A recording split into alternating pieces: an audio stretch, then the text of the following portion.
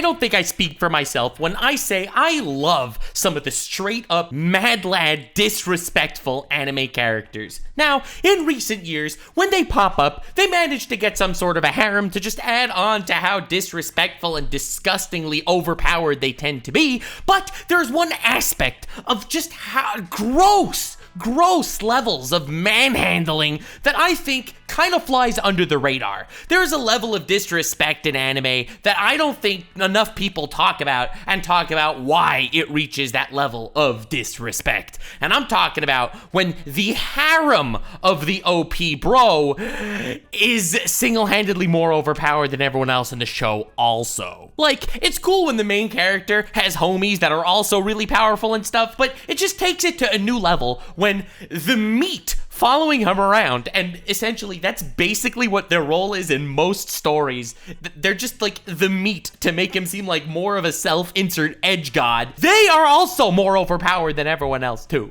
Listen, I am doing my word. I am promised to all of you that I will watch Eminence in Shadow, and I'm about 15, 16 episodes in at this point. And, well, I just felt like they needed to record this little video right here. So, before jumping into Eminence in Shadow and how it absolutely tackles this way in the most disrespectful, demonic energy possible, I felt like it would be really important to cover this topic in a slightly broader way to show you just the levels of flex that actually permeate through this phenomenon. Now, we're all used to shows like Sword Art Online, where the main character, we all know him, we all love him, he's incredibly overpowered, he manages to get a harem, of course, and some of the members of the harem are actually pretty good. I mean, let's be real. Most of them are not. Little girl with the dragon flying around or the blacksmith lady, like those, they're mid. Like, let's call a spade a spade. They just happened to be there and want, you know, they wanted to make his sword go online, if you know what I'm saying. But then you got characters like Asuna, who's like praised to be the strongest swordswoman in the game, or Shinon, who's praised to be like the best sniper in Gun Gale Online, or Alice, who's praised to be like this epic holy noble knight in Alicization. They all get their own arcs, and they end up winding up to join his harem, which definitely adds to the flex. That said, it's not like it adds to Kirito's prestige all that much, because basically, whoever he hangs out with, and they don't even have to be overpowered, they just join his group, they do their thing, and they end up inspiring the world to fight on his side. Look, I'm not saying that this man doesn't flex a lot. I'm just saying that this isn't a perfect example of the phenomenon.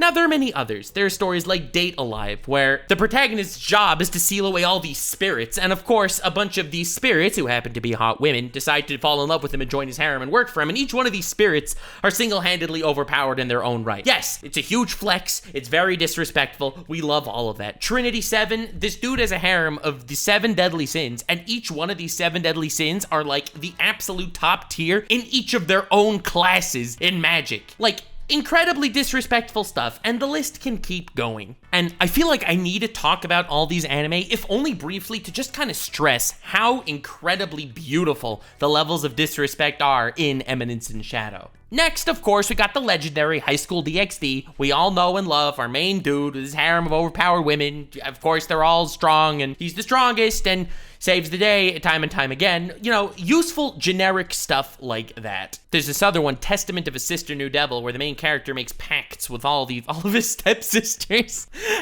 And the pact is the more he turns them on, the more overpowered he gets. Look, I know that someone is gonna just mention this, being like, bro, but how can you not mention this one? Dude, I am telling you, I researched this topic so thoroughly because of how blown away I was by the levels of disrespect in Eminence in Shadow, because I thought there was a different king of this genre. I thought that this genre had a different anime to put at its absolute peak in levels of disrespect in this one simple regard. And the anime that I would have given this crown to just a week ago would have been Overlord. Now, Overlord is a great isekai. It's a story about this dude, he gets trapped in a game, he's really overpowered, he's already max level, so everyone fears him, he has all this crazy shiz at his disposal, he has these servants that work for him, you know, he's a very gender neutral fellow, he'll have some men, he'll have some women, he'll have some creepy ice lord bug creatures. The guy respects all races fundamentally, and basically Overlord is what every Twitter warrior strives to be. Introducing Albedo. And Shaltier, you know, and the rest of them, but Albedo. This is absolutely terrifying. In like episode 3, he goes to just kind of scout around a little bit, and he brings Albedo with him, and he fights all these really powerful enemies that are all flexing how powerful they are, summoning these level 9 angels, just whipping out word vomit, word salad, garbage buzzwords to show how powerful they are, and Albedo doesn't even need to break a sweat to defeat any of them. Like, that's when you're like, whoa, okay, so we don't even need to see what Ainz does himself. He just has his bitch walking around, completely annihilating anything that just crosses his path. That's pretty scary. Enter the next arc where he goes undercover, joining a group, and he needs someone to go undercover with him, and that someone also needs to look humanoid, right? He's trying to blend in a little bit. He doesn't want some crazy zombie woman with massive, I was gonna say booba, but the problem in this case is the horns. Yeah. So he takes some other girl from his group, not even one of the top 10 fighters, not even one of his major soldiers, like one of his low-tier maids, okay? Literally, he's like, I will take you because you look normal and human and you're a low-tier maid. We won't attract attention to ourselves. As the arc continues, they go against this crazy wizard dude, and the wizard guy summons this incredible, legendary level 47 billion dragon monster that no one can defeat. No human can possibly summon any form or level of spells and able to defeat him. Low-tier maid one-shots the epic dragon monster. This dude put his entire life's work into being a villain to summon this dragon monster and take over the world. The man literally thought he could take over the world. And Ainz's low-tier maid harem member one-shots it. Like, imagine having so little respect for your opponent that you don't even feel the need to do it yourself. You don't even feel the need to put your main people on the case. It's just the random low-tier maid that happened to be wandering around with you. Yeah, that'll be enough. And it was. It is so powerfully disrespectful. It is positively hilarious. However, I do say all these things to praise Overlord's level of disrespect. However, unfortunately for Overlord, there is a new king. There is a new throne that needs to be polished. Ladies and gentlemen, I introduce you to the new absolute king, the absolute god of this entire genre. And I'm gonna do justice to this because I've seen a couple of people talk about this show before, everyone talking about the main character, and don't get me wrong, when I finish this show, I will be doing an overpowered done right on the main character. In fact, I'm probably gonna do like an hour-long analysis on the actual show because I feel like no one legitimately understands that it's actually great. Like, you see everyone talking about the show and it's like, it's trash, but I actually like it. Or, it's just a train wreck that you can't turn away from. No. Fools! It's actually great, and I will explain why. And I'm so sorry to my editor who's hearing now that I'm planning on doing an hour-long analysis. But anyway, this is an aspect that no one talks about. It's not the themes of the show. It's not the badassery of the show per se. It's not how the main characters are incredibly awesome, because that's all true. I want to talk about the level of disrespect that is that the harem itself is strong enough to get its own video made on the level of disrespect it holds. Ladies and gentlemen, leave a like and buckle your seatbelt, because this is the kind of stuff you'll only find here on Nuxanor. Hope you're ready to hold on to your panties, because we're discussing the demon energy of Shadow's harem. In the land of lords and ladies fair, there were women of strength beyond compare, their hearts aflame with love's fierce fire, yet their suitors left them in mire. The first time we begin to understand how overpowered this man's harem is, we have to go back to when he was a mere child. Because for reasons that I will explain in my Overpowered Done Right on Sid himself, we're gonna have to just make believe that we understand the fact that this man's superpower is somehow to control the very fate of the universe he lives in. He finds this crazy cursed blob that, as we know, according to the universe's laws, cannot be uncursed. It is this epic curse thingy that can just never be undone. Anyway, he undoes the curse because he feels like he wants to. And just boom, it happens. Turns into this very hot elf girl that's also naked. And he tells her that, well, yes, the demon lord is trying to be resurrected, so we must defeat him. I will call you Alpha. And she's like, you have my sword. I will worship you forever. Hopefully one day I can have your sword. And he's like, no. My sword is far too powerful for one woman alone to contain. Maybe a harem. Okay, I'm paraphrasing here, but basically, Alpha goes along, he saves some more women from crazy situations that are also now indebted to him, and he starts some organization called Shadow Garden, which is not at all a metaphor for his pubic hair. At least I didn't think it was until recording this video. He doesn't even need to consider them actual people. No. They are merely tools for his every possible use. He doesn't even call them by names. He gives them code names, the Greek letters, Alpha, through Omega. Just the freaking Greek alphabet, each one of them getting their own name. Not everyone deserves an actual rank. It's only the OP ones that get these ranks, okay? Now, to add insult to injury, they also all have this black shadow power on top of them that they can control somewhat, which is basically an extension of his power. They like to let you know that not only are these women overpowered by their own right, but also all their power is also just an extension of his too. It's like, don't think that they are overpowered as standalones. No.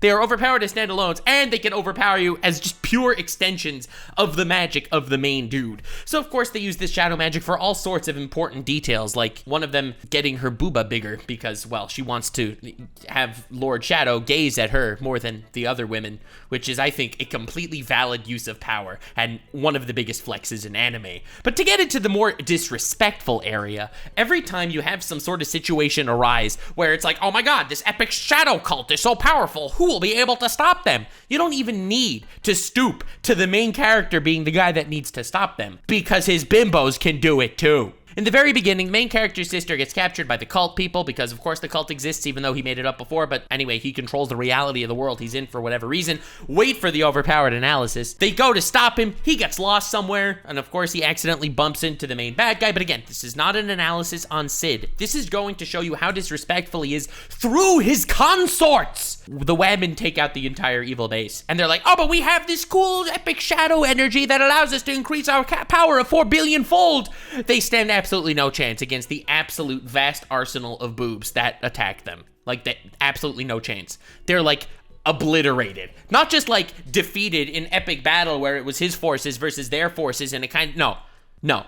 That this was a massacre. An absolute massacre, okay? I want to make it clear how big of a massacre it was. This is allegedly people using these superhuman pills that make them get demon god energy. Absolutely obliterated by a couple of pairs of booba. Like, it was not even close. Anyway, they decide that they're also gonna leave. They're gonna start their own work on the side. What's so crazy is Sid started some epic, insane shadow organization because he's this edgelord and he feels like it's really cool to hunt the shadows from the shadows and other edgy catchphrases like that. But anyway, he does such a good job making a shadow organization. He can make a self-operating shadow organization. He literally doesn't need to command them to do anything because having people that need to rely on his commands is nothing more than disrespectful. I mean, because think about it. Sid himself can overpower any opponent. No matter who he's up against, he could beat all of them. So by the fact that he would care enough to give instructions to them, it just means that he's worried that he wouldn't be able to accomplish it himself. He is not worried, and therefore he lets them do their own thing 100%, which basically ends up just alley-ooping him into wiping out the most powerful adversaries in the most cinematic ways possible. This is the first arc, when you get just a taste of the fact that his waifus are insanely broken, and there's more powerful than some lieutenants of the other shadow organization, Cult of Diablos or whatever. And the crazy thing is, you're like, all right, so his waifu army is actually kind of powerful, that's good to know, but no. This is only the beginning. One was a warrior, skilled and strong. Her blade could strike foes down before long. Her heart was set on a love unrequited, but her power could not be denied or slighted. Now, I'm watching all these people on YouTube, everyone talking about how you have to be an alpha. Bro, there's only one alpha, and she is to be feared. In the next arc, because a different princess lady has to get captured, of course, you'll notice a theme here, okay? So, princess lady gets captured by the evil cult of Diablos. It's crazy, and he has to finally reveal Shadow Garden, his shadow organization, to the world. Anyway, of course, he lets his waifus do their thing on their own so that he can have the most epic possible entrances ever. He goes to save the girl. He uses his I Am Atomic scene, which is, again, one of the most bone-chilling ASMR moments in the history of anime. And again, I'm going to be making an overpowered analysis on Sid himself. And that, I think, overshadowed the fact that Alpha is insanely broken, too. Yeah. Remember Elf Girl Blob, the one with the shadow armor, like every single other person in his team? Yeah. There is this insane demon that was somehow awakened by using royal blood and mixing it with dark magic and other hoopla random bullcrap that doesn't really matter. And it attacks the capital city. Oh my god, what's gonna happen? Well, the good news is you have the world's strongest knight, Iris, or whatever the hell her name is. And she's incredibly powerful. Look at her with her red hair. She's like a protagonist. That's how cool she is. She has protagonist power-ups and everything. She goes to fight the demon guy, but her attacks are doing nothing. She slices the arm off, but he could just regenerate. She's so fast, and she can dodge his attacks, but she can't actually do damage to him. Slowly, she is getting tired and weary, but the demon is not showing any signs of slowing down. It is only becoming scarier and scarier. There's also, just random side tangent, this amazing scene of these two guys talking to each other and be like, "Men, stand your ground, we will face them!" And then the demon just stands on him. That was like a lieutenant, and he died. Like, just to show you that this demon thing is not so broken, okay? Anyway, Alpha shows up. Not even the main dude, mind you. And this scene is so overshadowed by the I Am Atomic scene, but fear is struck into the heart of every single one of these royal knights, especially the super powerful epic swordsman lady, Iris, as Alpha single-handedly obliterates the demon guy with like one shot. Like one punch man's the demon guy. You'd think that the world's strongest swordswoman person, okay, would be like, you know, relatively equal to Shadow. No. She's not only outclassed by Shadow, but she is absolutely outclassed to a level of extreme disrespect by Alpha, one of the random bimbos following Shadow. And to make matters worse, Alpha just looks down at her, and she's like, oh, you should stay away. You have absolutely no idea, and can't even begin to fathom the extreme dangers and powers that we are dealing with. We are Shadow Garden, a secret organization containing all the most powerful people ever, and you never heard of us. And we're up against the Cult of Diablos, this also really evil, powerful organization containing powers that you never even heard of. He like absolutely flexed on them that the two world powers were just completely unknown to the people that thought they were the world power. And this is Alpha, mind you, that's doing this big reveal. This isn't even the main guy. Like, Shadow's out here trying to become a side character in his daily life, but the main Shadow epic Batman character in his secret life as the head of this organization. And he thought this was such an insignificant moment that he didn't even need to take the glory to announce their organization to the world himself. It just added layers and layers upon the disrespectful onion that existed by Alpha being the one to introduce it to the masses. Yeah. I was like, when I saw that, I was like, God damn, this dude is out here trying to make the most cinematic moment possible. And the way he does it is by one of his bimbos doing it instead of him needing to do it himself. Meanwhile, he'll flex it another way by literally dropping a nuclear bomb on some B-tier swordsman somewhere else in the city so that everyone can see the extent of his power. Like, literally 2 arcs after this happens, they're all still talking about that, and they're like, there's no way it was one person that was able to do it. Like, we saw Alpha, like, we know their power's legit, but there's no way they're that strong, right? Like, Alpha was strong, and we knew she was strong, but it's not like you could be much more powerful than that. Like, we saw the extent of what they could do. That was just a coincidence. It was impossible. There must have been something else going on. There's no way one person could do that. Then there was a tournament arc, and she realized, oh, one person could do that. Another was a sorceress, wise and true. Her spells could bend reality askew, but not even her powers could sway the heart of a man she loved each day. Allow me to introduce you to a witch, a character so feared throughout all of history that she was considered a natural disaster. She was this ancient evil Diablos. Of course, it was a woman that falls in love with the main character because obviously. There's this crazy tournament that goes on in some town. Anyway, things are going smoothly. Everyone's loving life, vibing, where all these cool warriors go in, and this mausoleum place summons special sanctum warriors from past generations to face them in battle. And it basically, you know, power scales them to summon someone of relatively equivalent power to the person they'd be fighting. Only once has the great legendary warrior lady been summoned, and that will probably never happen again. Anyway, Shadow decides, well, now's a great time to flex on everyone and make a badass entrance. So he shows up, and of course, his enemy is someone that's stronger than the person that was only summoned once. Let that sink in. They were like, maybe the strongest person in the generation would be able to be a match for the epic hero that was only summoned once before. They summoned someone that they didn't even know was capable to be summoned because no one came close enough to match, all right? And she was completely overpowered by Sid. But you're probably wondering, Nux, bro, stay on topic. We know you have a hard-on for overpowered flexing characters like Sid. Why are you talking about him again? This is supposed to be how he's flexing through his harem. She becomes his harem. Let me explain to you exactly what's going on here. The extent of this man's power.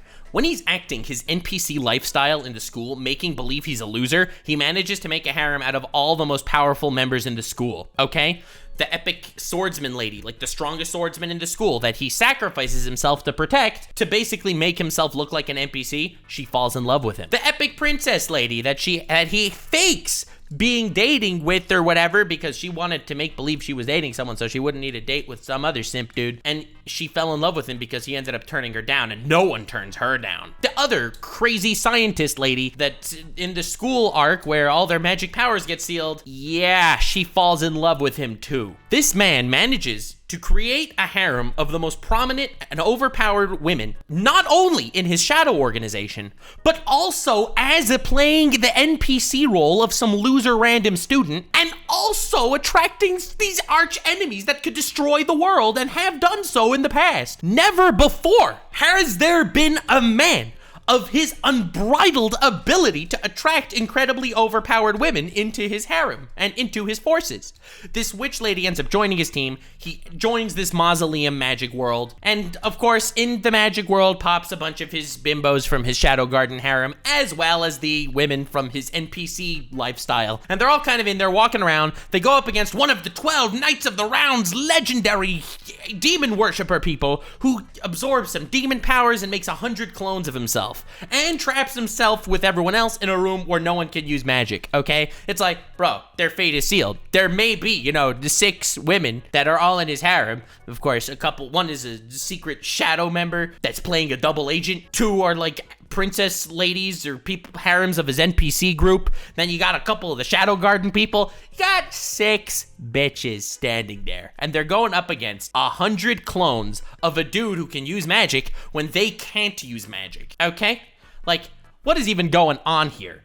Like, they have absolutely no chance. Now, I understand the main character can get his way out of it, right? He's so overpowered. He manages to do this epic flex where he lets himself get stabbed in the guts and then rip the jugular veins out of his opponent, which is like a legendary hero. Yeah, that's pretty pog, but like, we'll leave that to the main character. His harem isn't gonna find a way out of something like this. Or do they? Introducing the cat girl. Release the cat girl!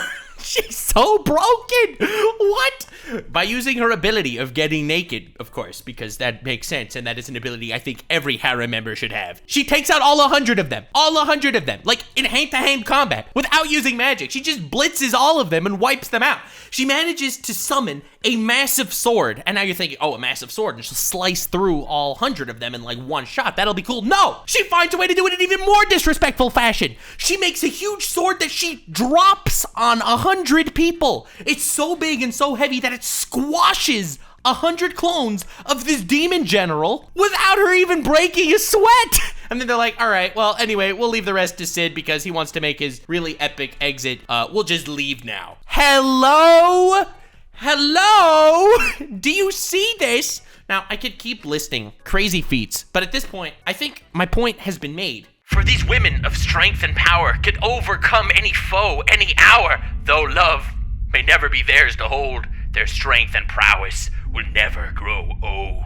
Every single one of the women in his harem is treated like their own protagonist of a story. When I think of the flexes and crazy overpowered moments that a lot of isekai protagonists have, like the ones that I've mentioned, Kirito, or the main characters from Date Alive, or Testament of a Sister New Devil, or Trinity 7, or even characters like Ainz Ulgaun from Overlord. Feats that a lot of them have are feats that you see replicated by the harem in Eminence and Shadow. If this doesn't cement Sid Kagano, or Shadow, as he likes to call himself because he's an edgelord, as one of the most broken, overpowered flexers in the history of anime, one of the biggest goddamn menaces, an actual god-level demon-time bastard, a man embodying levels of disrespect so high that is the entire plot of the anime and it works. A man so disrespectful that not only does he attract the harem with his persona and his fursona, but I am convinced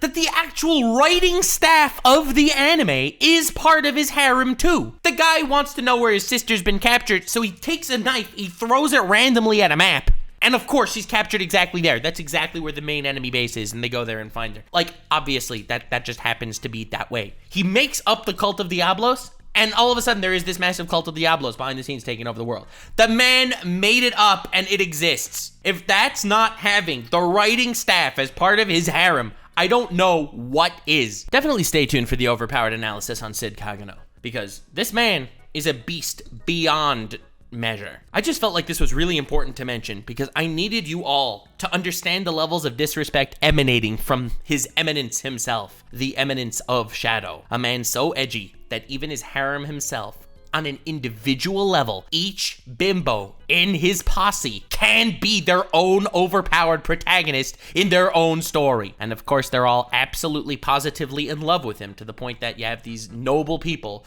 that are using epic shadow powers to make their boobs bigger. And he pays them absolutely no attention. They serve collectively as an extension of his being and an extension of his levels of absolute, sheer, and utter disrespect for story structure itself. Thank you all so much for watching. I hope you enjoyed. This video was a banger, if I do say so myself. And it was a lot of fun to make. Share it around. Show it to the people. Stay tuned for my really long analysis on Eminence and Shadow, as well as my overpowered analysis on the main character. And in the meantime, you can check out some of my other stuff. I made some OP analysis stuff on Record of Ragnarok lately. I also did a rise and fall of the isekai genre video, which, in retrospect, I didn't mention Eminence and Shadow, and I definitely should have because it's a banger. And thank you all so much for being here, honestly. I appreciate you guys. Have yourself the most wonderful evening, and remember to stay weird, fam.